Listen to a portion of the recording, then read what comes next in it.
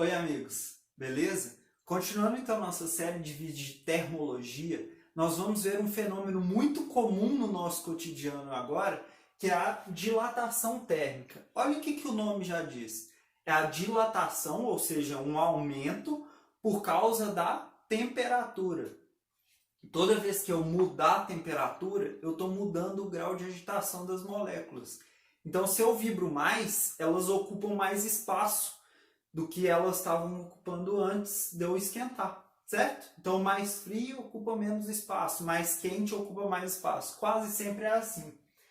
Então, a dilatação térmica ela vai ser essa mudança de tamanho. Mudança, geralmente a gente usa o delta, né? Então, a mudança de tamanho física, lembra? Tinha delta V, delta T e por aí vai. Beleza, mudança é o delta. De tamanho de um corpo por causa de uma mudança de temperatura. Então, mudança de temperatura vai ser o delta T.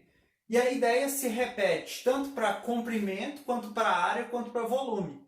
Certo? Eu vou analisar caso a caso, mas você vai ver que são muito parecidos. Primeiro, a dilatação térmica linear. Ela vai ser uma mudança no comprimento. Quer dizer que não tem mudança nas outras dimensões? Não, quer dizer que a dimensão de comprimento é muito maior. Olha essa barra aqui. Ela é muito maior, quase que não cabe aqui, muito maior no comprimento do que nas outras dimensões. Então a gente considera só uma dimensão linear. Não que não esteja dilatando nos outros sentidos, mas é que não faz quase que diferença perto do comprimento. Certo? Então olha só. Como que eu calculo a mudança no comprimento? É o ΔL, é quanto dilatou. Imagina que eu pegue a barra de metal, coloque ela no fogo. Coloquei ela no fogo, ela vai aumentar, porque as partículas dela vão vibrar muito e vão tentar se distanciar uma da outra. Beleza, aqui eu tenho um aumento. Ele aumenta para os dois lados, mas vou considerar só aqui, tá? Esse aqui é o meu ΔL. Essa barra de metal, ela tinha um comprimento já, que eu chamo de L0, comprimento ou largura inicial. E aí, para eu calcular esse ΔL, vai depender de três fatores. O primeiro, qual comprimento ela já tinha. O segundo, depende do material, é o alfa. E o que é o alfa? É o coeficiente de dilatação térmica linear. Eu vou abreviar aqui, ó. Coeficiente linear. Coeficiente de dilatação linear. Tá bom? E depende também do tanto que eu aumentei a temperatura. Quanto mais eu aumento ou quanto mais eu diminuo, mais varia o comprimento da minha barra. Certo? E o comprimento final que a minha barra fica? É o comprimento que já tinha o L0, mais o comprimento que aumentou devido ao aquecimento. Então, eu vou chamar esse comprimento final de L. Ficou meio apertadinho aqui, mas dá para ver, né? O L, então, ele vai ser o L0, que é o que já tinha, mais o ΔL, que é o tanto que aumentou.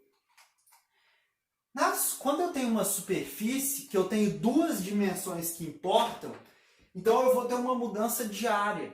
Imagine que você pega uma chapa, igual essa aqui, ó. Igual essa chapa aqui.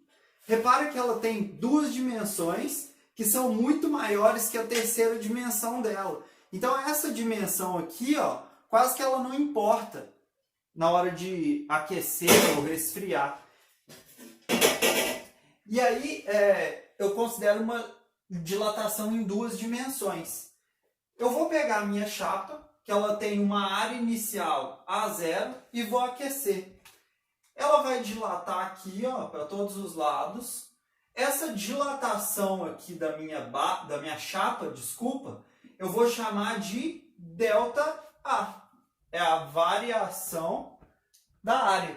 E como que eu calculo? Repara que é bem parecido. Depende da área inicial, depende de um coeficiente e depende do tanto que eu variar a temperatura. Esse coeficiente agora, ele é duas vezes o coeficiente da dilatação térmica linear. Por quê? porque agora importam duas dimensões. Então eu vou chamar ele de coeficiente de dilatação superficial, ok? E aí, como que fica a área total dessa barra? A área total dela aqui, ó, fica a área que ela já tinha, mais a área a área que foi dilatada. Então, A0 mais ΔA. A área inicial mais a variação da área. Em breve tem uma OBS, tá? Vou deixar para o final da aula para você conseguir comparar os três casos e ver que é praticamente a mesma coisa. No final eu volto nessa OBS, tá? A dilatação volumétrica é uma dilatação do volume. É quando as três dimensões importam. Repare que eu não tenho nenhuma dimensão que é muito maior que a outra aqui. Então, agora eu não posso desconsiderar nenhuma. Quando eu aquecer o bloco, todos os lados dele, para frente, para trás, para um lado, para o outro, vão dilatar. E aí eu tenho aqui, ó, entre o tamanho que meu bloco tinha e o tamanho que ele passou a ter, ele aumentou de volume, não foi? Esse aumento de volume aqui, que eu estou desenhando aqui para você, ó, eu vou chamar, adivinha, de ΔV. E o tamanho total de V final, ou só V. E como que eu calculo? Olha o padrão. Primeiro, o volume inicial. Depois, um coeficiente alfa aqui, beta aqui e gama aqui. Coeficiente de dilatação superficial. Como são três dimensões, ele vale 3 vezes o coeficiente de dilatação linear. Além disso, depende da variação de temperatura. Então, vou só colocar o nome aqui, ó, coeficiente de dilatação volumétrico. Tá bom? Vou abreviar. E o tamanho final que ele fica? É o tamanho que ele tinha, que é o V0, ó. Esse tamanho aqui era o V0, é o tamanho que ele tinha, mais o tanto que ele aumentou, que é o ΔV. Então, repare que o padrão é esse. Depende de três coisas. Depende do tamanho ou do comprimento ou da área que já tinha. Depende de um coeficiente, que aqui é uma dimensão, então ele vale 1. Aqui ele vale 2. E aqui ele vale 3 alfa. Alfa, beta e gama. O tamanho final dele é o tamanho que ele tinha, mais o tamanho que foi dilatado devido ao aumento de temperatura. E vamos agora para a nossa outra OBS. Já vai aparecer aí em 3, 2, 1. Então vamos lá fazer nossa outra OBS, referente à dilatação térmica superficial. Bom, lembrando um pouco aqui então, de que depende a dilatação? Depende do tamanho inicial que ela tinha, no caso aqui como é superficial, da área inicial, do coeficiente de dilatação superficial e da variação de temperatura. E o tamanho final vai ser o tamanho que ele tinha, mais o quanto ele aumentou, certo? Só que tem uma coisa importante que às vezes a gente acha intuitivamente que é de um jeito e é de outro. E eu vou te mostrar aqui qual que é a lógica. Os espaços vazios, ou seja, orifícios ou buracos, geralmente aparecem essas palavras. Que é feito um buraco, que é retirado um pedaço, que é feito um orifício em alguma área, algum recipiente. Então, esses espaços vazios, eles dilatam como se fossem maciços. Como assim? Imagina que eu tenho uma chapa, igual aquela que eu tinha no exemplo anterior, e eu retiro um pedaço dela. Ó, retirei e coloquei aqui. Se eu esquentar essa chapa com esse buraco, o buraco ele vai dilatar como se tivesse o pedaço lá.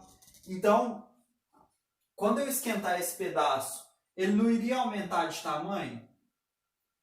Se ele iria aumentar de tamanho, quer dizer que quando eu colocar o buraco, quando eu esquentar a chapa com o buraco, ele também vai aumentar exatamente da mesma forma que aquele pedaço aumentaria e encaixaria aqui, né? Ficou um pouco diferente o tamanho aqui, mas você entendeu a ideia. Ele dilata exatamente do mesmo jeito que se tivesse um pedaço lá, certo?